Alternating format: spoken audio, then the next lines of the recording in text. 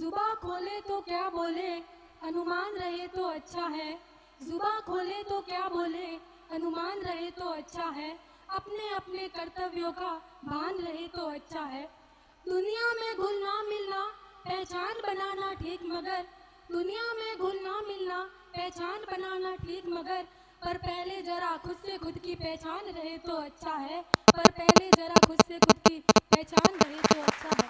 तो सर्वप्रथम हमारे समाज के इस एकता मंच के कार्यक्रम में उपस्थित परम सम्माननीय अतिथिगण, युवाओं एवं घर द्वार से आई देवी नारी शक्ति को मेरा प्रणाम।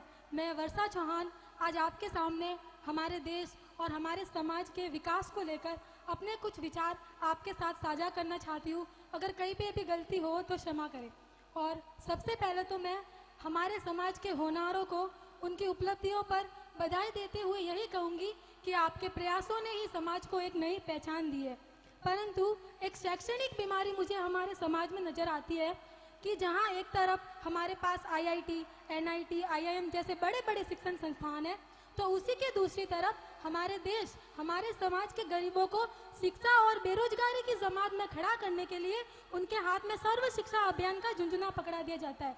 और इसका जो कारण है वो ये है कि हमारे देश की शिक्षा नीति केवल 2 प्रकार के लोगों के लिए बनी है।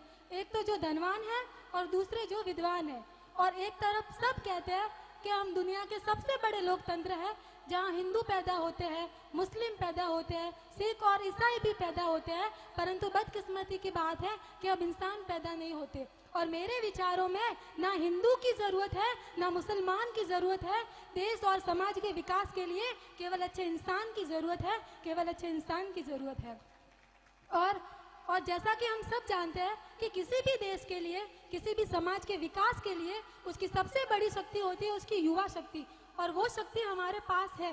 परंतु आज के वातावरण में हम देखें तो वो युवा जिस पर जिम्मेदारी थी हमारे देश, हमारे समाज की आशाओं को बांधे रखने की, वही युवा अब मंदिरों में जा जाकर नारियल फोड़ फोड़ कर भगवान को रिश्वत लगाता है। बिल्ली के रास्ता काटने पर खड़े हो जाना, अपने धर्म को ऊंचा मानना, दूसरों के धर्म की अवहेलना करता रहेगा, तब तक ना तो इस देश से अंधविश्वास खत्म होगा और ना ही हमारे समाज का विकास हो पाएगा।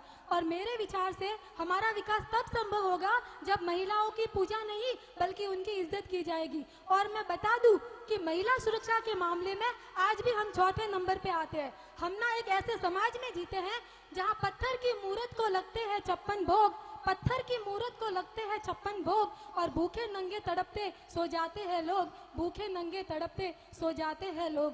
क्योंकि ना मस्जिद को जानते हैं ना शिवालयों को जानते हैं, ना मस्जिद को जानते हैं ना शिवालयों को जानते हैं।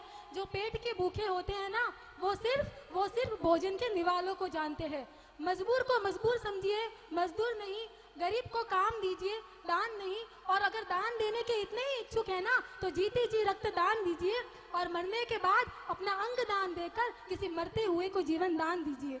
और मेरे विचार से जब तक एक युवा नैतिक रूप से सटीक, चारित्रिक रूप से भ्रष्ट, मानसिक रूप से दिवालिया, धार्मिक रूप से अंधा, राजनीतिक रूप से गंदा, अपने स्वैच्छिक मान मूल्यों के आंकड़ों में छिन्नशिल पैपंदमयी समाज को खंड खंड करता रहेगा, तब तक ना तो हमारे देश का विकास होगा और ना ही हमारे समाज का विकास हो पाएगा।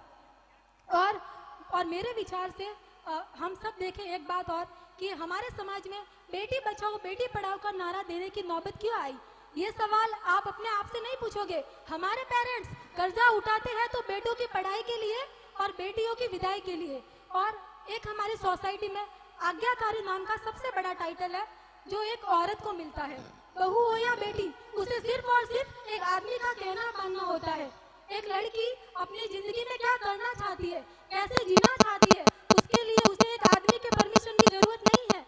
उस दिन जेंडर इक्वालिटी होगी कि मेरी पहचान मैं खुद हूँ। और आज इस मंच पर पूरी जिम्मेदारी के साथ मैं समाज की बेटी ये कहती हूँ कि हमारे समाज का विकास तब संभव होगा जब आप, मैं, हम सभी मिलकर प्रयास करेंगे। क्योंकि हमारे देश का काम नहीं है हमें आगे ले जाने का, हमारा काम है अपने देश को आगे ले जाने का, अपने राष्ट्र को आगे ले जाने का, अपने वतन को आगे ले जाने का। और अंत में मैं इतना ही कहूंगी कि कदम हर कदम चले ऐसे कि निशान बन जाए, कदम हर कदम चले ऐसे कि निशान बन जाए, काम करे ऐसा कि पहचान बन जाए। और जिंदगी तो सब जी लेते हैं मगर जिंदगी जियो ऐसे कि एक नई मिसाल बन जाए। और समय की सीमा को ध्यान में रखते हुए मैं अपनी वाणी को यही विराम देती हूँ। Thank you. बहुत बहुत धन्यवाद। एक बार जोरदार तालियों से अभिवादन करें। बहुत ही सुंदर।